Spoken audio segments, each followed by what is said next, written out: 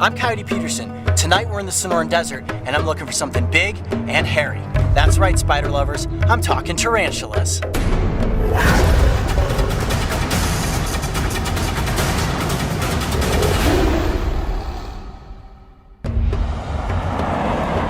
There are many things that crawl in the night, and on this dark monsoon-threatening evening, the crew and I were headed out into Arizona's Sonoran Desert to find such things.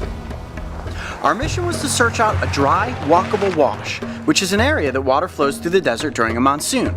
A wash is a great place to look for creatures at night because animals would use it as a highway to either move up and down, or they have to cross it, moving from one section of the desert to another. And we're looking for a wash so that we can travel down it and hopefully encounter some cool creatures.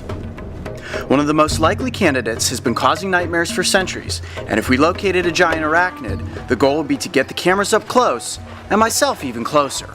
All sorts of little holes down here, but I don't see anything yet.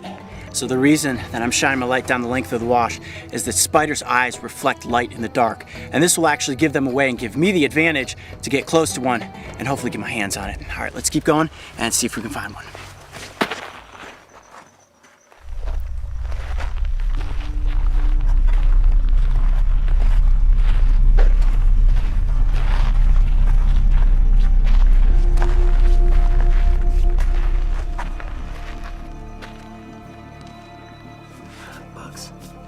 Ooh, got a good set of eyes. Here you go, get the light on, get the light on. Got movement right up here by this rock.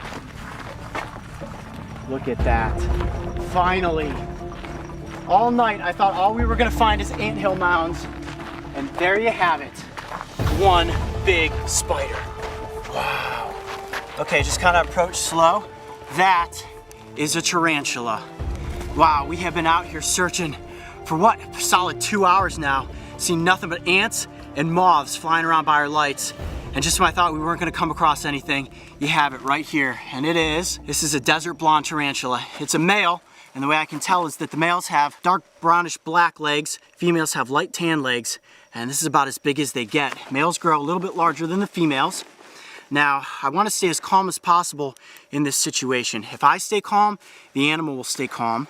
And they actually use all these little hairs on their legs to kind of sense the ground as they're walking, so it can feel all the vibrations in the ground. And you see that little defensive pose right there? He's pointing his abdomen up in the air, and you see all those tiny little furs on the back of the abdomen. You get too close to those, and those little hairs kind of flick off, and they really cause a real kind of nasty itching sensation. I know for those of you out there who have arachnophobia, this is probably your worst nightmare.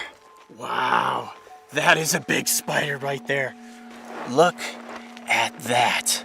What a handsome fella. I feel all those little tiny hairs on his legs crawling up my arm. Hold on, I don't want you going up there. Nope, I don't want you going up there.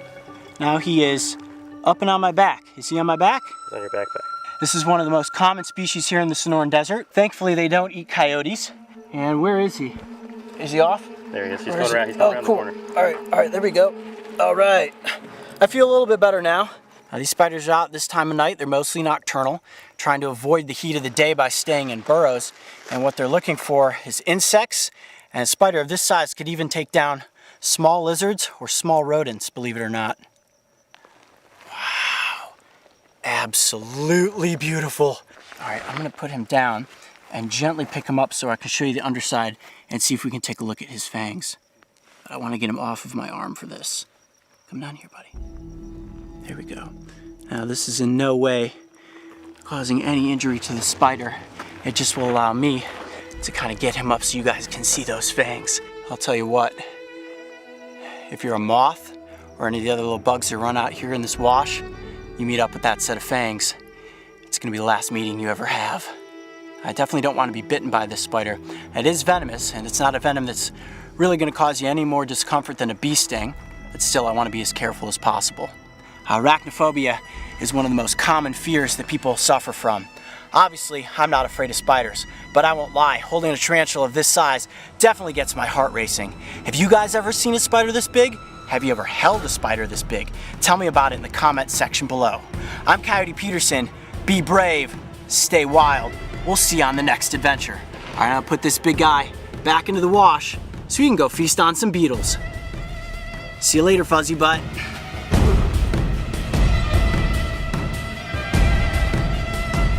If you thought that was one wild adventure, check out these other animal encounters. And don't forget, subscribe to follow me and the crew on this season of Breaking Trail. This episode of Breaking Trail was brought to you by the Buy Power Card from Capital One. Every purchase brings you closer to a new Chevrolet, Buick, GMC, or Cadillac vehicle.